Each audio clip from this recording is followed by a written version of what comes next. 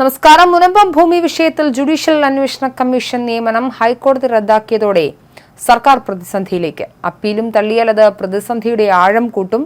നിലവിൽ സർക്കാരിന് മുന്നിൽ 3 വഴികളാണുള്ളത്. പണം കൊടുത്ത് സ്വത്ത് വാങ്ങി പോക്കുവരവ് ചെയ്ത് വീട് വെച്ച് താമസിക്കുന്ന 600-ലധികം കുടുംബങ്ങൾക്ക് റവന്യൂ വകുപ്പ് റവന്യൂ അവകാശങ്ങൾ നിഷേധിച്ച കേസായതിനാൽ പ്രശ്നപരിഹാരം നീണ്ടുപോകാൻ അപ്പീൽ കാരണമാവുമെന്നാണ് മുനമ്പത്തെ ജനങ്ങളുടെ ഭയം. ഇത് അടുത്ത നിയമസഭാ തെരഞ്ഞെടുപ്പിൽ പോലും ചർച്ചയാകും. ഇത് മധ്യ കേരളത്തിൽ CPM-ന്റെ സാധ്യതകളെ സ്വാധീനിക്കും. ഹൈക്കോടതി സിംഗിൾ ബെഞ്ച് ഉത്തരവിനെതിരെ അപ്പീൽ നൽകാനാണ് ഇപ്പോഴുള്ള തീരുമാനം. അപ്പീൽ നൽകുമെന്ന് മന്ത്രി P. രാജീവ് അറിയിച്ചിട്ടുമുണ്ട്. ഇതിനപ്പുറം റവന്യൂ വകുപ്പിന്റെ തീരുമാനത്തിൽ അപാകതയുണ്ടെങ്കിൽ അത് കണ്ടെത്തി സർക്കാർ ഉത്തരവിലൂടെ പരിഹരിക്കാം. വഖഫ് ട്രൈബ്യൂണലിന്റെ പരിഗണനയിലുള്ള വിഷയത്തിൽ സർക്കാരിന് അത്തരത്തിൽ രാഷ്ട്രീയ തീരുമാനം എടുക്കേണ്ടി വരും. ഇത്തരമൊരു തീരുമാനം എടുക്കാനും കഴിയാത്ത സാഹചര്യം സർക്കാരിനുണ്ട്. അതിൽ നിന്നും രക്ഷപ്പെടാനായിരുന്നു കമ്മീഷനെ നിയോഗിച്ചത്. ഇതിനൊപ്പം കേന്ദ്ര സർക്കാർ വഖഫ് നിയമം ഭേദഗതി ചെയ്യാൻ തയ്യാറായാൽ അതുവരെ കാത്തിരുന്ന ശേഷം ഉചിത നടപടി സ്വീകരിക്കാനും സർക്കാരിന് കഴിയും. എന്നാൽ ഈ ഭേദഗതിയെ എതിർക്കാനാണ് CPM തീരുമാനം. അതുകൊണ്ട് തന്നെ അതിനെ അംഗീകരിക്കുന്ന നിലപാടെടുക്കാനും കഴിയില്ല. വഖഫ് ബോർഡിന്റെ പരിഗണനയിലുള്ള വിഷയത്തിൽ ജുഡീഷ്യൽ കമ്മീഷന്റെ നിരീക്ഷണങ്ങൾ പ്രത്യാഘാതമുണ്ടാക്കുമെന്ന് ചൂണ്ടിക്കാട്ടിയാണ് കമ്മീഷന്റെ നിയമനം ഹൈക്കോടതി റദ്ദാക്കിയത്. അതിനിടെ കമ്മീഷനെ നിയമിക്കാൻ സർക്കാരിനുള്ള അധികാരം കോടതി ശരിവച്ചിട്ടുണ്ടെന്നും മന്ത്രി P. രാജീവ് പറയുന്നു.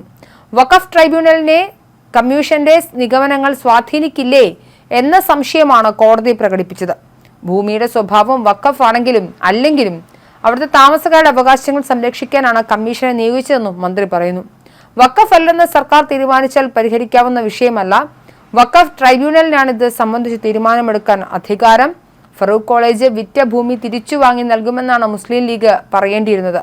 വിൽപ്പന നടത്തിയവർ ലീഗും കോൺഗ്രസുമായി ബന്ധമുള്ളവരാണെന്നും മന്ത്രി ആരോപിച്ചിട്ടുണ്ട്.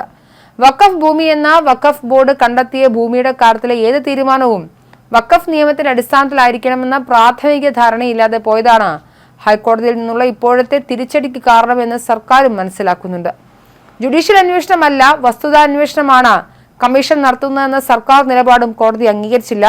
നിലവിലെ താമസക്കാരും അവകാശങ്ങളും താൽപര്യങ്ങളും എങ്ങനെ സംരക്ഷിക്കാമെന്ന് പരിശോധിച്ച് റിപ്പോർട്ട് നൽകുകയായിരുന്നു കമ്മീഷന്റെ ചുമതല.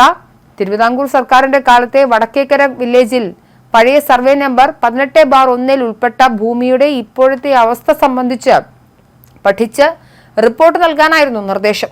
കമ്മീഷൻ പൊതു ഹിയറിംഗിൽ അടക്കം നടത്തി.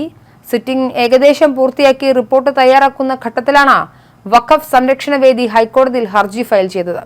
ഹർജിയിൽ മുനമ്പം നിവാസികളടക്കം കക്ഷി ചേർന്നു. കോഴിക്കോട് ഫറൂഖ് കോളേജ് മാനേജ്മെന്റും ഹർജിയിൽ കക്ഷിയായിരുന്നു.